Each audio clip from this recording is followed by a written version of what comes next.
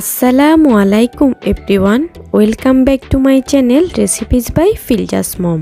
আজকে আমি আপনাদের সাথে শেয়ার করব রাস্তার ধারে মামাদের বিক্রি করা ফুলকো চিতই পিঠার A to Z রেসিপি। এই রেসিপি হুবহু ফলো করলে আপনারাও রাস্তার ধারে মামাদের মতো করে তুলতুলে নরম এবং ফুলকো চিতই পিঠা ঘরেই বানিয়ে নিতে পারবেন। মাত্র দুইটি উপকরণে আজকে আমি আপনাদেরকে এই তুলতুলে নরম এবং ফুলকো চিতই পিঠা বানিয়ে দেখাবো। আশা করছি আমার আজকের রেসিপি আপনাদের ভালো লাগবে। ভালো লাগলে অবশ্যই আমার চ্যানেলটি সাবস্ক্রাইব করে পাশের বেল আইকনটি অন করে রাখবেন।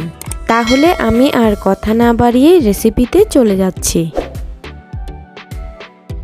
এখানে আমি একটা মিক্সিং বোলের মধ্যে ভেজা চাউলের গুঁড়া নিয়ে নিচ্ছি মেজারমেন্ট কাপের 2.5 কাপ। আজকে আমি আতপ চাউলের গুঁড়া ব্যবহার করছি, তবে আপনারা চাইলে সেদ্ধ চালের গুঁড়া দিয়েও এই পিঠাটি বানিয়ে নিতে পারবেন।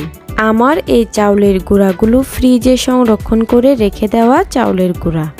আমি ভেজা চাউলের গুঁড়া কিভাবে পুরো শীতকাল জুড়েই ডিপ ফ্রিজে সংরক্ষণ করে থাকি সেটির ভিডিও দেখতে চাইলে আপনারা আমাকে অবশ্যই কমেন্ট করে জানাবেন। এবার আমি দিয়ে দিচ্ছি স্বাদমতো লবণ। এখন চিতই পিঠাকে নরম করার মূল উপকরণটা নিয়ে নিলাম। আমি এখানে 1 কাপ পরিমাণ রান্না করা ভাত নিয়েছি।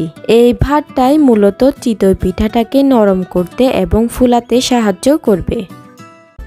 এখন আমি এই ভাতটাকে একটা ব্লেন্ডারের জাগের মধ্যে নিয়ে এই ভাতটাকে ভালো করে ব্লেন্ড করে নিব। দিয়ে দিচ্ছি 1/2 কাপ নরমাল পানি। পানি দিলে ভাতগুলো ব্লেন্ড করতে সহজ হবে। এবার আমি এগুলোকে অফ ক্যামেরায় ব্লেন্ড করে নিব। আমার ব্লেন্ড করে নেওয়া শেষ। এই যে দেখুন, আমি কিন্তু এই ভাতগুলোকে একদম মিহি পেস্ট তৈরি করে নিয়েছি। আপনারাও চেষ্টা করবেন এই পর্যায়ে এই ভাতগুলোকে একদম মিহিভাবে পেস্ট করে নিতে।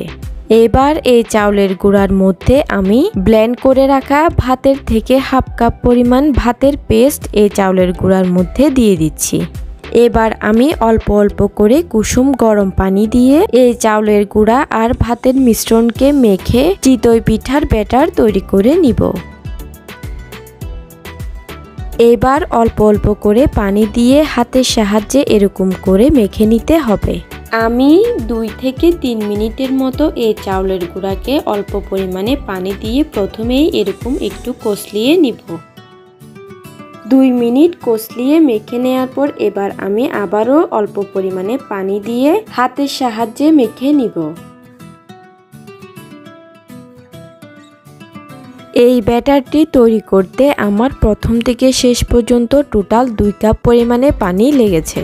তবে আপনাদের চালের পরিমাণ অনুযায়ী আরও একটু কম বা বেশিও লাগতে পারে। পানি মিশিয়ে ব্যাটার তৈরি করে নেওয়া শেষ। এই চিতই পিঠার ব্যাটারের ঘনত্ব ঠিক কীরকম হবে আমি সেটিও আপনাদেরকে দেখিয়ে দিচ্ছি। এই পিঠার ঘনত্ব তেমন পাতলাও হবে না, আবার তেমন ঘনও হবে না, অর্থাৎ মোটামুটি ঘনত্বের একটা ব্যাটার তৈরি করে নিতে হয়। ব্যাটার তৈরি হয়ে যাওয়ার পর এই ব্যাটারকে উপর থেকে নিচে এরকম করে ফেললে অনেকগুলো বাবেলস ক্রিয়েট হয়, আর সেটির জন্যই মূলত চিতই পিঠার মধ্যে অনেক বেশি ছিদ্র বিশিষ্ট হয়। ব্যাটার তৈরি করে নেওয়া হয়ে গেলে এবার সরাসরি এই পিঠা বানিয়ে নেওয়া যাবে। ব্যাটার তৈরি করে নেওয়ার পর পিঠাগুলো বানাতে আমি সরাসরি চলে যাব চুলায়। এই চিতই পিঠা আজকে আমি লোহার কড়াইয়ের মধ্যে বানাবো। সেজন্য এখানে একটা লোহার কড়াই মিডিয়াম হিটে বসিয়ে দিয়ে এই কড়াইয়ের মধ্যে দিয়ে দিলাম 2 টেবিল চামচ পরিমাণে রান্নার রেগুলার তেল। এবার মিডিয়াম আঁচে এই তেলগুলোকে খুব ভালো করে গরম করে নিয়ে পুড়িয়ে নিতে হবে। তেলগুলোর কালার যখন এরকম ব্রাউন হয়ে এসেছে তখন আমি এই তেলগুলোকে কড়াই থেকে অন্য একটি বাটিতে ঢেলে নিব। চিতই পিঠা লোহার কড়াইতে বানানোর আগে লোহার কড়াইকে এভাবে তেল দিয়ে রেডি করে নিলে সবগুলো পিঠা খুব সহজেই কড়াই থেকে উঠে আসবে। এখন আমি কড়াইয়ের ভিতর লেগে থাকা এক্সট্রা তেলটাকে একটা টিস্যুর সাহায্যে এভাবে মুছে নিচ্ছি। এখন কিন্তু এই লোহার কড়াই একদমই রেডি হয়ে গিয়েছে পিঠা বানানোর জন্য। এবার আমি পিঠার ব্যাটারের মধ্য থেকে 1 চামচ পিঠার ব্যাটার এই কড়াইয়ের মধ্যে দিয়ে দিব। আর চুলার আঁচটাকে কিন্তু আমি মিডিয়াম হিটে রেখেছি।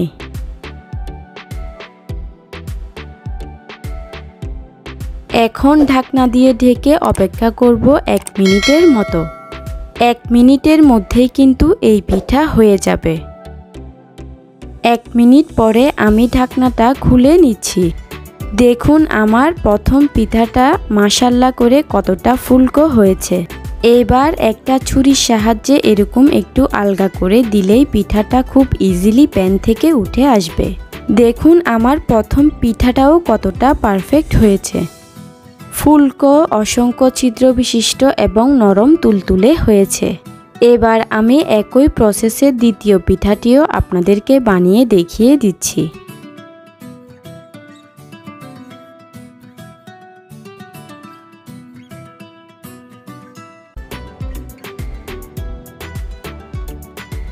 দেখুন আমার দ্বিতীয় পিঠাটিও কতটা ফুলকো এবং কতটা পারফেক্ট হয়েছে।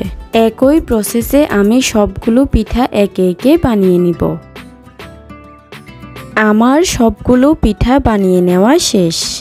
দেখলেন তো কত সহজেই ঘরে কিন্তু মাত্র 2টি উপকরণ দিয়ে রাস্তার ধারে বিক্রি করা মামাদের মতো করে ফুলকো চিতই পিঠা তৈরি করে নিলাম। আমার এই রেসিপি হুবহু ফলো করলে আপনারাও এই ফুলকো চিতই পিঠা ঘরেই তৈরি করে নিতে পারবেন। আশা করছি আমার আজকের রেসিপি আপনাদের ভালো লেগেছে। ভালো লেগে থাকলে ভিডিওতে অবশ্যই একটি লাইক দিয়ে আমাকে উৎসাহিত করবেন। আর চ্যানেলে নতুন হলে চ্যানেলটি অবশ্যই সাবস্ক্রাইব করে পাশের বেল আইকনটি অন করে রাখবেন। আমি আজকের মতো এখানেই বিদায় নিচ্ছি। আল্লাহ হাফেজ।